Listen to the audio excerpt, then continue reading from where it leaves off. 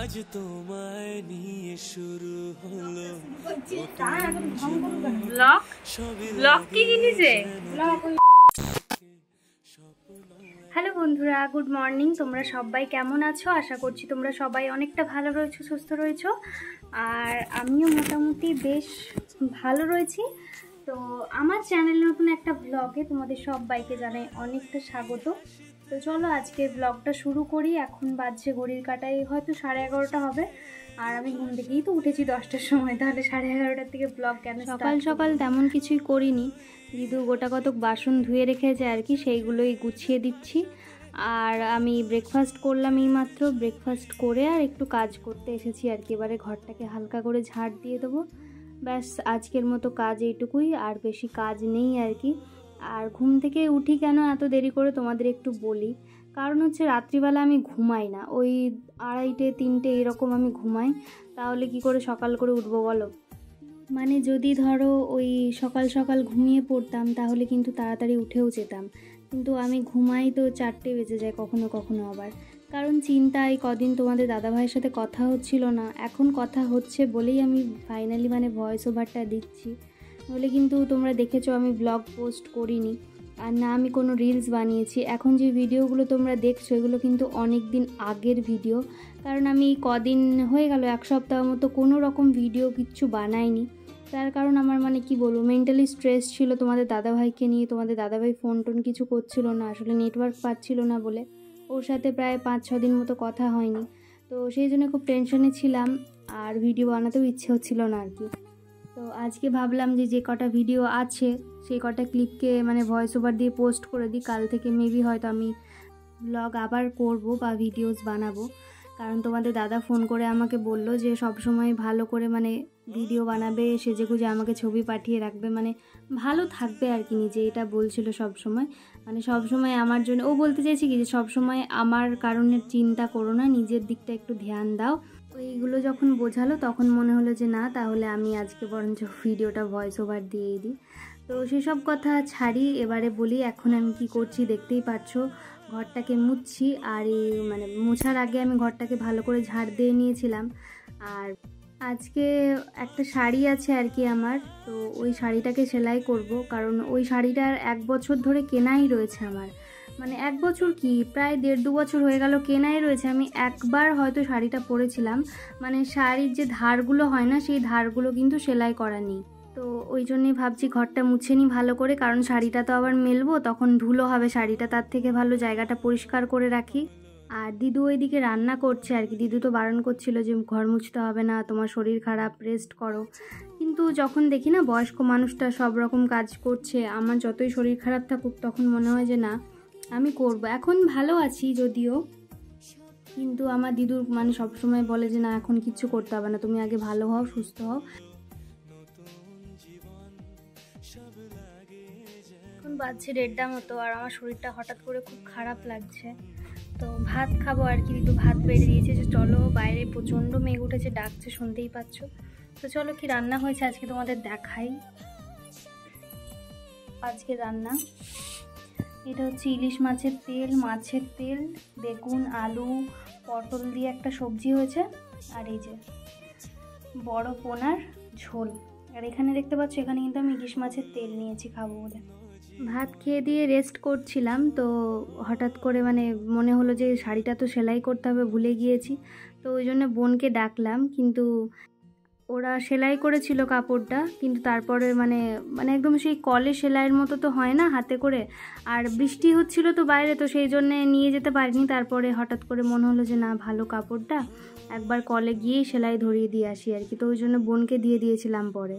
আর এই দেখো আমরা এখন 3 জন রয়েছি, আমি রয়েছি, আমার এই বোন কেয়া রয়েছে, আর একজন আছে বর্ষা। 3 জন মিলে গল্প করছি, হাসাহাসি করছি। আর কেয়া মানে আমি ধরো যেখানেই ওকে যেতে বলি, মানে ওকে যদি বলি যে চল আমার সাথে আজকে, ওর যদি শরীর খারাপও থাকে ও কিন্তু একবারও বলবে না যে যাবো না আমি। ও প্রথমেই বলবে ঠিক আছে নাও, কখন যাবে আমাকে বলো, আমি কিন্তু যাব তোমার সাথে। তো এই জিনিসটাই ওর ভালো লাগে আর কি। আর সেদিনে বলছিলাম না যে ও জেঠিমার একটা শাড়ি এনে দেবে বলেছে, মানে ওর মায়ের, তো ও দেখছি নিয়ে চলে এসছে আজকে। বললো প্রিয়াদি এটা তুমি পরে আর ভিডিও করো, কিন্তু আমার না ভিডিও করার মতো মনই ছিল না, তো সেই জন্য আমি ভিডিও করিনি। তবে এবার ভাবছি জেঠিমা শাড়িটা পরে ভিডিও করব। আর শাড়িটা কিন্তু খুবই সুন্দর। আর এই যে দেখো এই শাড়িটা মানে সেলাই করা হচ্ছে, কিন্তু আবার একবার আমরা সেলাই করেছি, আবার আমরা কি করেছি দোকানে দিয়ে এসেছি সেলাই করার জন্যে। আর এই শাড়িটা কিন্তু তোমাদের দাদাভাই মানে আমাকে অনেক দিন আগে কিনে দিয়েছিল, প্রায় হয়তো 2 বছর আগের শাড়ি এটা, কিন্তু এই শাড়িটা আমি একবারের জন্যও পরিনি। তোমাদের দাদাভাইয়ের চয়েস দেখো কত সুন্দর। আর এই মানে শাড়িটার যে ব্লাউজ পিসটা রয়েছে আর কি, ওটা ভাবছি কাটবো, কেটে আর ওই ব্লাউজটা বানাতে দেবো। কারণ আমার না দোকানে কেনা ব্লাউজের থেকে ঘরে তৈরি মানে তৈরি করা আর কি যেটা, সেই ব্লাউজটা পরতে বেশি ভালো লাগে। তুই কিসে পড়ছু? না এইটা পড়ছু? 9-এ 7-এ?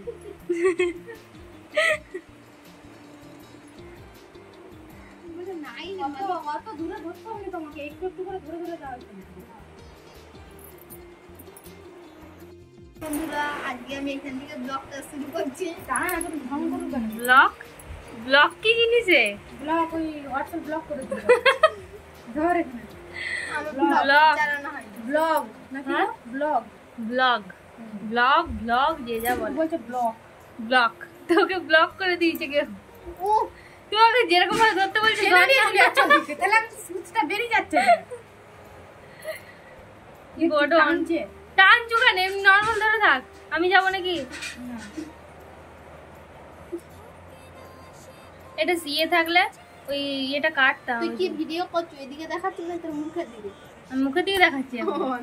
এইটাকে দেখাচ্ছি। শাড়ির পাড় সেলাই করতে পয়সা নাই আমাদের, ওই জন্য ঘরে শাড়ির কি করবো? জল হচ্ছে, লোক এখন ঘুমাচ্ছে ঘরে। ভিডিও করার তাড়া লেগে গেছে। ব্লাউজটা নিয়েছি, ব্লাউজটাও মারতে হবে সাইড। তুই কি সকাল থেকে ঘুমাচ্ছিস নাকি? ব্লাউজটা তো সেলাই করে দিচ্ছি। ওটা কি আজকে পরবো, এটা সেলাই করা থাক। আর এখন হয়েছে একটা কাণ্ড, মানে তোমাদের দাদা ভাইয়ের নিয়ে আলোচনা করছিলাম আমি আর আমার 2 বোন। তো হঠাৎ করে দেখছি মানে ফোন এসছে যে পার্সেল রয়েছে আমার।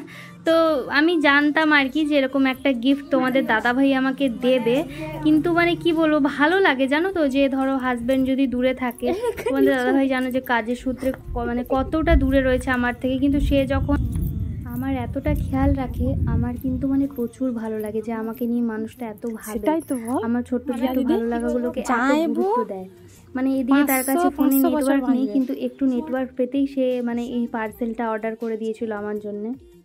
আর এই দেখো আমি এখন রাস্তায় এসে দাঁড়িয়ে রয়েছি, উনি এখনও আসেননি, আসুক আমি পার্সেলটা নিয়ে তোমাদেরকে দেখাচ্ছি যে এইটার মধ্যে কি রয়েছে। কিন্তু বিশ্বাস করো যেটা তোমাদের দাদাভাই আমার জন্য অর্ডার করেছে সেটা কিন্তু খুবই সুন্দর হয়েছে আর আমার খুবই পছন্দ হয়েছে।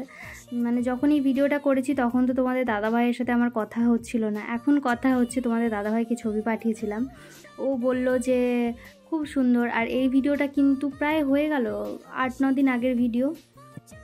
তো এই দেখো এই জিনিসটা তোমাদের দাদাভাই আমার জন্য অর্ডার করেছে, এটা হচ্ছে শাড়ি একটা, মানে কি জামদানি আমার মনে নেই, তবে একটা জামদানি শাড়ি, খুবই সুন্দর, হালকা রং। তোমাদের দাদা জানে যে আমি হালকা হালকা পরতে ভালোবাসি, আমার না ডিপ রংটা অতটা ভালো লাগে না, আমার হালকা রংটা বেশ পছন্দের। আমার মতো কে কে আছে অবশ্যই বলো। আর শাড়িটা দেখো অল ওভার কি সুন্দর কাজ করা রয়েছে, এটাও ভাবছি মানে পিকো করতে দেবো আর কি, কারণ শাড়িটা যেহেতু তাঁতের শাড়ি, আবার যদি পিকো না করতে দিই জিনিসটা তো নষ্ট হয়ে যাবে তাই না, তো সেই জন্য আর কি পিকো করতে দেবো। আর প্রিন্টটা এত সুন্দর। আর এর সাথে তোমাদের দাদা কিন্তু একটা ব্লাউজ অর্ডার করেছিল, তোমরা হয়তো রিলস ভিডিওতে দেখেছো, ওই ব্লাউজটা এই শাড়িটার সাথে তোমাদের দাদা অর্ডার করেছিল। মানে ওর চয়েসটা দেখে তো আমি একদম অবাক, কারণ এত সুন্দর মানে কম্বিনেশন করে যে অর্ডার করেছে আমার জন্য, এটা আমার কাছে মানে কি বলবো অনেকটাই স্পেশাল ফিল করেছি আমি, যেটা আমি তোমাদেরকে বলে বোঝাতে পারবো না। কারণ আমার কাছে এই জিনিসগুলো খুব ম্যাটার করে গো, আমার কাছে একটু গোল্ড একটু ডায়মন্ড এগুলো ম্যাটার করে না তো, কিন্তু আমার কাছে এইগুলো ম্যাটার করে যে আমার হাজব্যান্ড এত দূরে থেকেও আমাকে এত ভালোবাসে, এটা যখন ভাবি বেশ ভালো লাগে। তো শাড়িটা কেমন হয়েছে বলো। আর এখন কিন্তু বাজছে 8টা, মানে 8টা 8:30 মতো হবে হয়তো। আর এই দেখো আমি এখন এই তালটাকে ভাঙবো, ভেঙে আর মানে তালটার মারবো আর কি। আমি জানি না তোমাদের ভাষায় কী বলে, আমাদের এখানে তাল মারা বলে। তো ওটাকে আমি মারবো, তো সেই জন্য দেখতে পাচ্ছ তালটাকে কিন্তু রেডি করে নিয়েছি।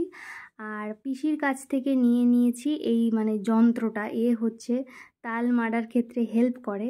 তো তালটা যেহেতু দাদু বাজার থেকে কিনে এনেছে, 20 টাকা নিয়েছে এই তালটার দাম। আসলে তাল কুড়োনোর লোক নেই আমাদের এখানে, মানে কে কুড়োতে যাবে, আমি তো যাবো না আর আমার দাদু যাবে না, কারণ দাদুর বয়স হয়েছে আর আমি এই সমস্ত কিছু সত্যিই জানি না। আর আমার না অনেক দিন ধরেই তালের পিঠে খেতে ইচ্ছে হচ্ছিল, তো সেই জন্যে আমার দাদুকে বলেছিল যে যদি তাল পাও তো নিয়ে আসবে, খেতে ভালোবাসে আর কি। তো সেই জন্যে যেমন কথা তেমন কাজ, আমার দাদু বাজার যেহেতু যায় প্রত্যেক দিন, বাজার থেকে কিনে নিয়ে এসেছে। তো এটাকে এখন আমি মানে তালের এটাকে বের করব।